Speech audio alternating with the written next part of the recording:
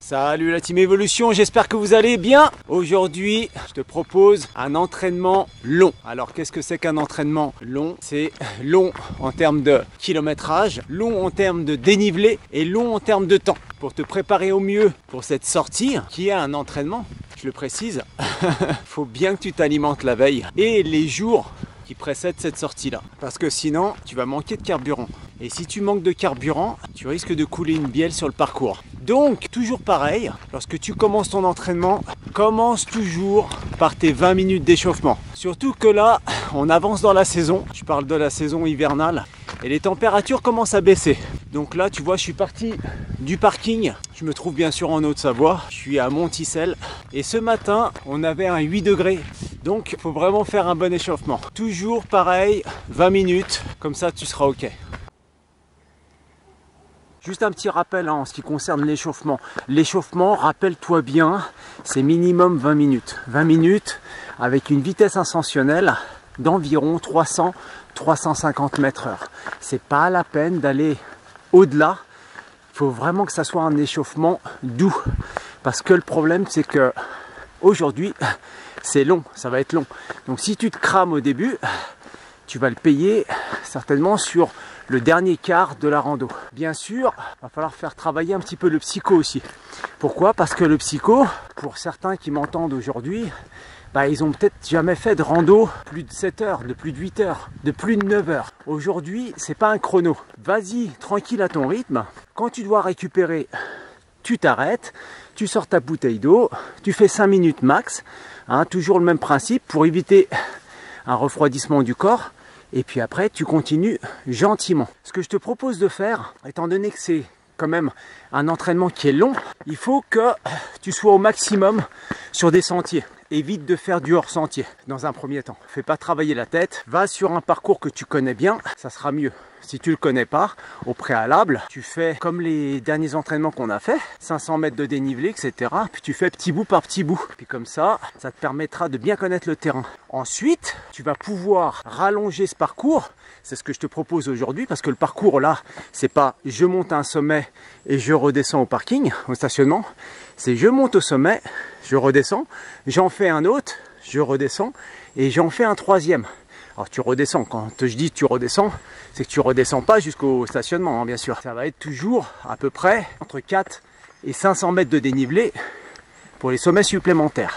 Aujourd'hui, on va rester sur une vitesse ascensionnelle qui sera comprise entre 420 et 500 mètres/h. Ça sera largement suffisant pour tenir la distance. Ce que je te propose, c'est de maintenir un rythme régulier, un rythme de métronome, tu vois, avec très peu d'arrêts. Et puis, tu t'alimentes au fur et à mesure de la randonnée.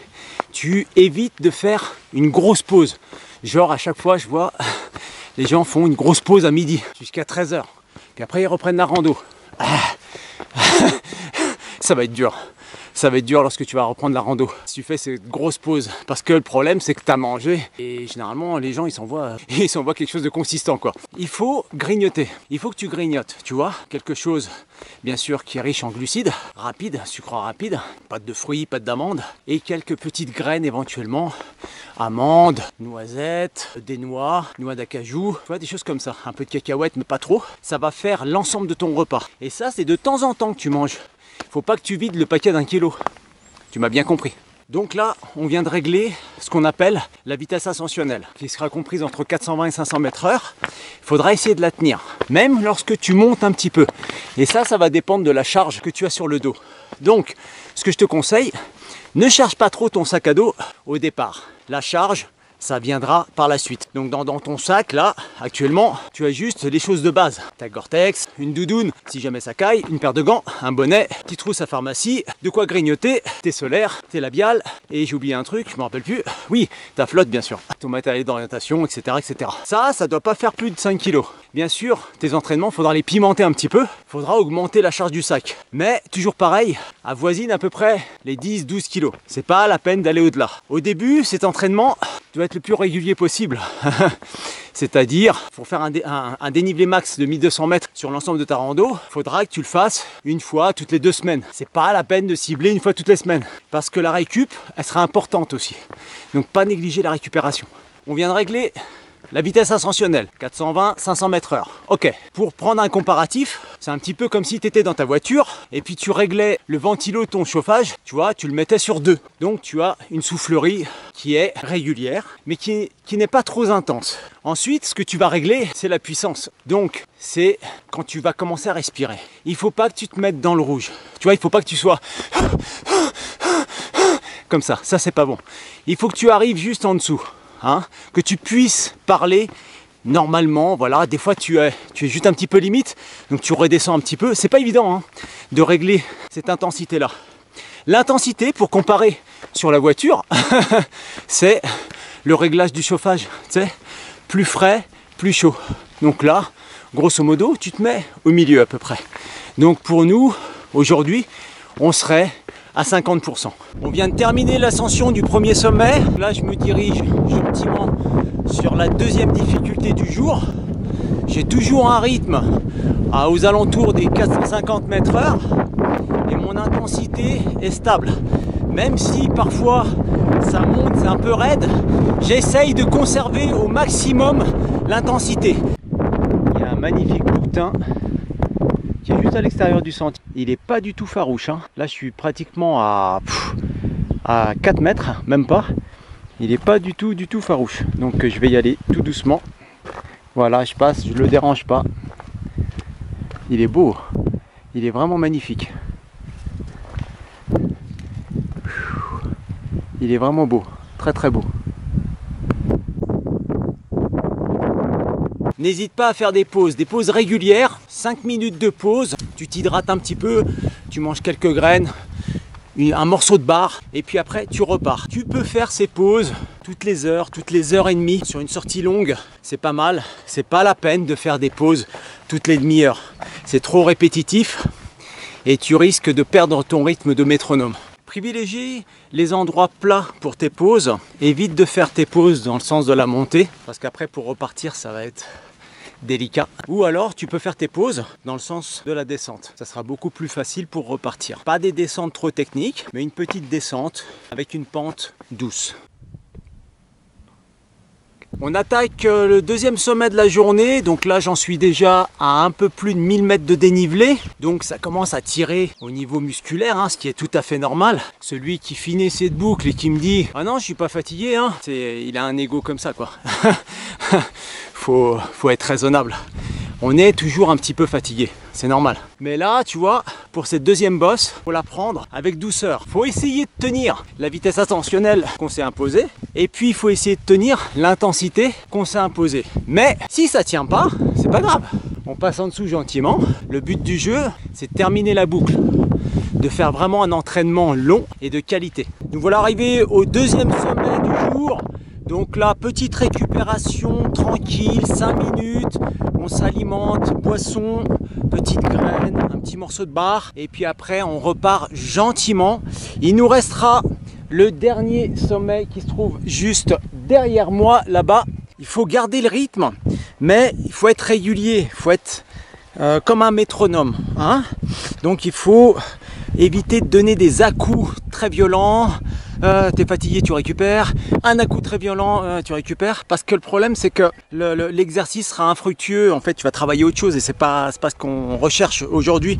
Ce qu'on recherche aujourd'hui, c'est vraiment tenir la distance. Hein, tenir ces plus de 1200 mètres de dénivelé avec un nombre de kilomètres conséquent. Et puis, bien sûr, le chrono, on s'en fiche un petit peu, c'est juste pour mesurer notre performance, mais pour voir un petit peu où c'est qu'on se situe. Mais c'est pas une compète, hein. Sache bien que c'est pas une compète. Le chrono, il est là juste pour que tu mesures ta performance, pour que tu aies une donnée. Parce que si tu refais le même parcours un peu plus tard, au moins tu sais où c'est que tu te situes. Enfin, il y a des jours, on a des coups de moins bien, donc voilà. Ça peut arriver de faire une performance un peu moindre. Et puis le petit conseil que je peux te donner pour faire cet entraînement long, essaye de viser une journée pas trop dégueulasse, hein, parce que le problème c'est que, tu vois, bon là aujourd'hui j'ai juste un petit peu de vent, donc qui me pénalise un petit peu dans certaines montées parce qu'il est de face. Mais imagine si tu as du vent violent, de la pluie, un refroidissement, ça va être un petit peu compliqué. Donc essaye de te concentrer sur l'entraînement et puis après, plus tard, oui, après tu sors par tout temps.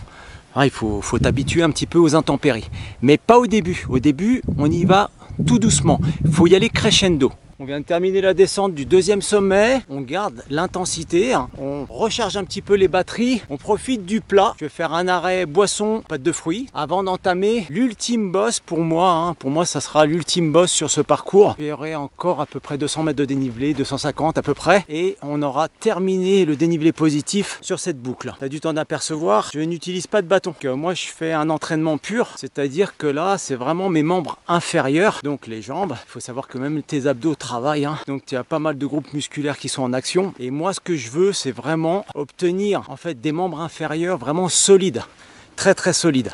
Ensuite j'utilise pas les bâtons aussi d'un point de vue environnemental, c'est plutôt ça, je vais plutôt le sortir comme ça. Tu as déjà remarqué quand tu fais des randonnées à forte concentration humaine, je te cite un exemple comme le lac Blanc par exemple, tu vas voir en fait sur le parcours il y a plein de trous de bâtons, parce que certaines personnes ne savent pas utiliser les bâtons, donc en fait ils appuient dessus, bing, comme ça, puis ils dépensent 2 fois plus d'énergie.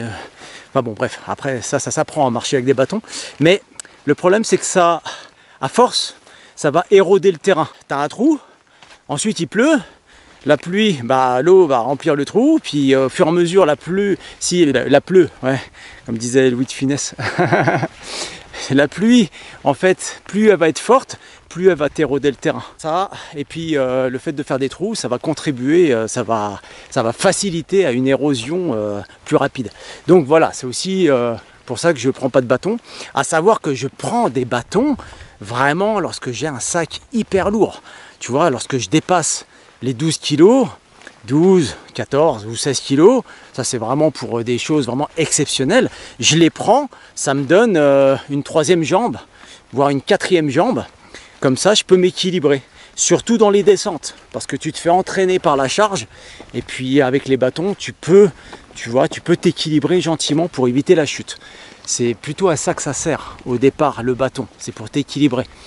Maintenant, on l'utilise aussi en puissance pour monter des sommets.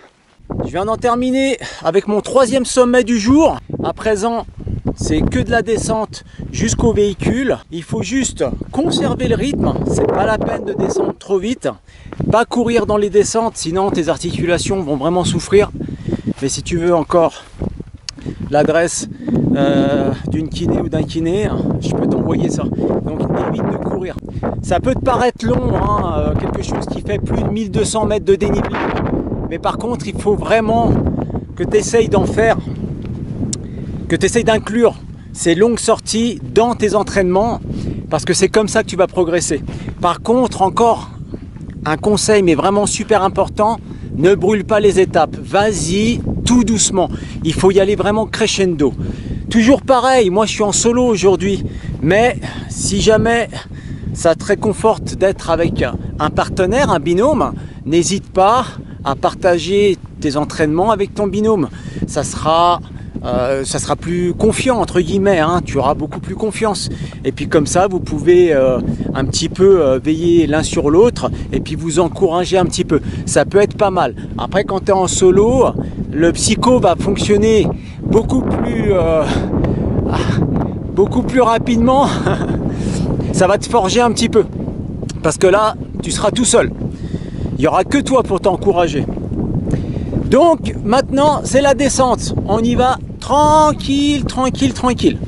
Un petit détail au niveau de la descente, surtout la dernière descente qui te permet de rejoindre le stationnement. Il faut savoir que lorsque tu vas descendre, au bout de plus de 1000 mètres, 1200 mètres de dénivelé positif, tu vas quand même accumuler une petite fatigue. Donc reste vigilant, essaye d'être vraiment précis jusqu'au bout. parce que je vais te donner une statistique. Il y a à peu près 95% des accidents en montagne qui se déroulent lorsque la rando est terminée et dans le sens de la descente. Sois vigilant. Moi, ce que je te propose, c'est d'y aller tranquille. Tu vois, là, je suis vraiment en mode, tu vois, descente tranquille. Hein. Comme ça, j'esquinte pas les articulations, je me ménage et je risque pas la blessure. Sur ce type de parcours qui est relativement long, tu vas avoir des petites douleurs qui vont apparaître. Elles vont pas apparaître tout de suite. Tu vois, généralement, lorsque tu fais tes entraînements à 500 mètres de dénivelé, 600, 700 mètres de dénivelé, d'un point de vue technique, au niveau du matériel que tu as, tout va bien. D'un point de vue physique, tout va bien. Et lorsque tu vas dépasser les 1200 mètres de dénivelé, tu vas t'apercevoir tout doucement, au fur et à mesure de la rando, qu'il y a un petit point dur au niveau de la chaussure, ou il y a quelque chose qui gratte au niveau du short, par exemple, ça peut arriver. Et physiquement, bah, tu peux avoir quelques petites douleurs, notamment au niveau des genoux. Donc ça, c'est quelque chose de tout à fait normal. Hein, et puis, donc pour la douleur des genoux, bah, c'est simple. C'est parce qu'en fait, tu es en train de te muscler, hein, tout simplement. Donc, qu'est-ce qui va se passer? Quand tu vas avoir la musculature au niveau de tes membres inférieurs qui va être correcte, eh ben, tu vas voir que cette douleur en fait va s'estomper. Donc, pour que ça s'estompe à peu près, tu vas faire quelques sorties, et donc à peu près 4-5 sorties, et tu verras qu'après tu n'auras plus mal au genou. Sauf si bien sûr tu fais 2005 ou 3000 mètres de dénivelé, là c'est encore autre chose. D'un point de vue technique aussi, c'est très intéressant parce que tu vois, quand tu prends par exemple du matériel au magasin, quand tu vas le choisir, tu passes du temps, etc. etc. Pour le tester, il n'y a rien de mieux en fait que les longues distances. Les longues distances, là tu sais tout de suite si ta paire de baskets elle est faite pour toi ou elle n'est pas faite pour toi. Ça c'est un truc vraiment très intéressant. Et puis le sac à dos, pareil, c'est quelque chose aussi, quand tu le testes sur une petite rando, bon des fois tout va bien, machin, etc. Puis quand tu le testes sur quelque chose de très très long, des fois tu t'aperçois qu'en fait c'est pas hyper confortable. Donc je te propose toujours de tester ton matos sur des longues distances, comme ça tu peux vite voir si c'est quelque chose qui te correspond ou pas. Je reçois pas mal de mails sur des personnes qui n'ont pas tellement confiance en elles et puis qui me disent ouais voilà, avec les vidéos que tu diffuses Siméon, il y a des choses que je comprends parfaitement. Et puis il y a des choses, j'ai du mal à capter quoi. C'est un petit peu plus technique et puis j'appréhende de le faire. Donc j'ai envie de te dire, n'hésite pas à te faire coacher éventuellement. Tu vois, ça peut être très intéressant. Du moins pour la base de la base. Après, une fois que tu seras lancé, voilà, tu n'as plus besoin de coach, quoi. Je veux dire, le coach, c'est quelqu'un qui va te suivre à une partie précise de ta vie, et puis après, voilà, tu voles de tes propres ailes, quoi. Mais des fois, c'est bien parce que le coach, lui, te suit. Voilà, il te suit, il va te motiver, il va faire en sorte que tu progresses, quoi, en fait, hein, que tu stagnes pas. Donc, ça peut être très intéressant. Après, c'est à toi de tester un petit peu les différents coachs que tu vas rencontrer. Hein, t'en as. Voilà, après, il faut tester. C'est comme tout, il faut tester. Après, en entraînement comme celui-ci, en termes d'alimentation et d'hydratation, n'hésite pas à t'hydrater, mais vraiment en douceur. Hein, c'est pas la peine de boire 1,5 litre de flotte quand tu arrives au stationnement. Ça sert absolument à rien. Tu vas te noyer et c'est pas bénéfique pour ton corps. Ce qu'il faut, c'est ingurgiter un petit peu de l'eau, mais par petite dose. Hein. Écoute ton corps, c'est ton corps qui va te dire j'en veux un peu plus ou là c'est bon. Voilà, écoute-toi au maximum. En termes d'alimentation, c'est pareil, tu as fait quand même un gros effort, donc attends un petit peu avant de prendre un repas conséquent. Ce que j'appelle un repas conséquent, c'est un repas très calorique, tu vois. Donc parce que sinon ton système digestif il va bosser à fond et puis tu vas mettre du temps à récupérer. Voilà, c'est juste ça la petite astuce. Donc vas-y doucement avec l'alimentation juste après cet entraînement-là. Après le lendemain, voilà, tu peux remanger normalement. Nous voilà de retour au stationnement, on a bouclé la boucle, c'est le cas de le dire. Aujourd'hui, j'accuse un dénivelé de 1650 mètres, donc le contrat est rempli. Hein. J'ai fait une rando de plus de 1200 mètres de dénivelé. Ne fais pas tout de suite des gros dénivelé, sache qu'il faut que tu sois au-dessus de 1200 pour celle-ci, pour une randonnée longue. Ne brûle pas les étapes, sinon franchement tu vas te faire mal. Vas-y crescendo, crescendo. N'oublie pas que si tu prends cette vidéo en cours, si tu es nouveau sur la chaîne, il y a d'autres vidéos qui complètent celle-ci, qui ont eu lieu avant. Donc essaye de visionner les premières parce qu'on y va vraiment crescendo dans l'entraînement. Tout doucement, tout doucement. À savoir que les prochains entraînements seront certainement plus techniques, certainement plus durs. Mais je considère que tu t'entraînes en même temps que moi. Bon, j'espère que tu as appris quelques astuces aujourd'hui. Moi, en tout cas, ça m'a fait super plaisir parce que le terrain était bien humide. On retrouve un petit peu d'humidité. Les ruisseaux recrachent un petit peu d'eau. Donc ça, c'est sympa par rapport à cet été où on en a manqué vraiment cruellement. Alors, je t'ai dit 1650 mètres de dénivelé pour moi aujourd'hui. J'ai mis à peu près 6 heures. Donc le kilométrage, on a dépassé largement les 15 km. Mais il faut que tu saches une chose, il faut que tu te fasses plaisir. Mais retiens bien, ne brûle pas les étapes. Écoute, j'arrête de te barber, vas-y tranquille et moi je te donne rendez-vous à la prochaine. Arvipa.